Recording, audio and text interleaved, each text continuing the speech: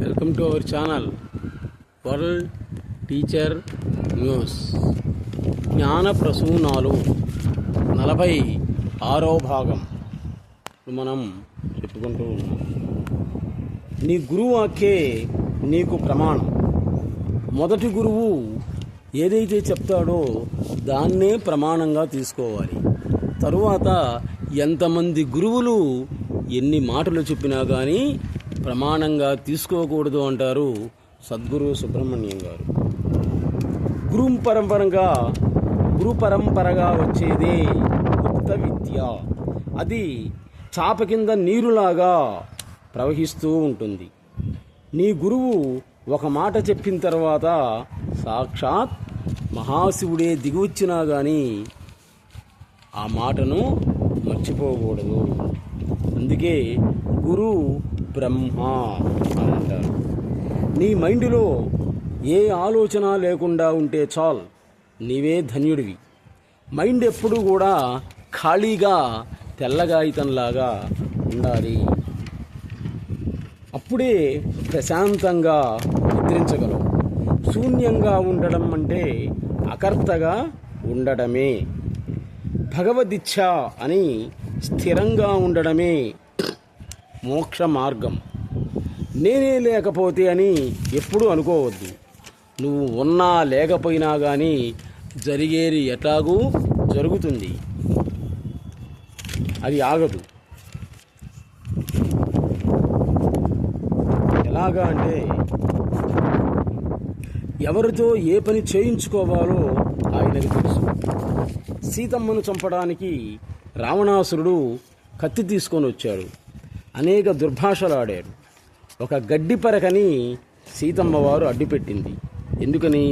నీవు ఈ గడ్డి పరకతో సమానం అని ఆమె యొక్క భావన. అప్పుడు అశోక వృక్షంపై ఉన్నటువంటి హనుమంతుడు అనుకున్నాడు. ఏమనుకున్నాడో తెలుసా? వీడి చేతిలోని కత్తిని తీసుకొని అమ్మను రక్షించాలి. ఇప్పుడు ఇక్కడ నేనే లేకపోతే అమ్మ ప్రాణాలు పోయేయి కదా అని అజ్ఞానంతో దూకబోయాడు. చూడండి, జాగ్రత్తగా వినండి. నేను లేకపోతే ఈమెను రావణాసురుడు చంపుతాడు అని అజ్ఞానంతో దూకబోయి ఆ కత్తి తీసుకోబోయాడు. అంతలోనే హఠాత్తుగా రావణాసురుడి యొక్క భార్య మండోదరి వచ్చి రావణుడి చేతిలో ఉన్నటువంటి కత్తి తీసుకొని వాణ్ణి మందలించింది. వాయుసుడు ఆశ్చర్యపోయాడు. తన అజ్ఞానానికి తానే సిగ్గుపడ్డాడు. ఎప్పుడు ఎక్కడ ఎవరితో ఎలా పని చేయించుకోవాలో ఆయనకు తెలుసు అని శ్రీరామచంద్రుని యొక్క గొప్పతనాన్ని అప్పుడు తెలుసుకున్నాడు హనుమంతుడు. నీవు కేవలం నిమిత్త మాత్రుడివి అంతే. నీ ప్రతి కదలిక కూడా ఆయనే.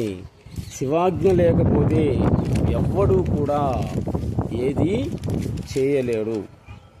Everything is possible to the god. శనిగ్రహమైనా కానీ పడితే ఎప్పటికైనా విడుస్తుందేమో కానీ గురుగ్రహం, దైవానుగ్రహం పడితే వదలటం అనేటువంటిది కుదరదు. పట్టడమే కష్టం. పట్టిన తర్వాత వదలటం అనేటువంటిది కుదరదు. దేవుడున్నాడా లేడా అని ఆలోచించక కష్టపడి జీవనాన్ని సాగించు. నిన్న జరిగిన దాన్ని గురించి ఆలోచిస్తూ ఈరోజు ఎలా జీవించాలి అని కష్టపడుతూ రేపటి గురించి ఆశతో ఉండు అని హితాన్ని బోధించారు సద్గురు సుబ్రహ్మణ్యం గారు. మన వీడియోలన్నీ కూడా చూసినటువంటి చాలామంది శ్రీకాళహస్తీశ్వరుడైనటువంటి సద్గురు సుబ్రహ్మణ్యం గారిని, అలాగే బాపట్ల దగ్గర ఉన్నటువంటి జిల్లళ్ళమూడి అందరమ్మ అందరి ఇల్లు 1,00,000 మందికి ఒకే బంతిలో భోజనాన్ని పెట్టింది ఆమె. దైవస్వరూపం, రాజరాజేశ్వరి స్వరూపం ఆమె. ఆ జిల్లళ్ళమూడి వెళ్ళి అమ్మవారిని దర్శించి తరించారు.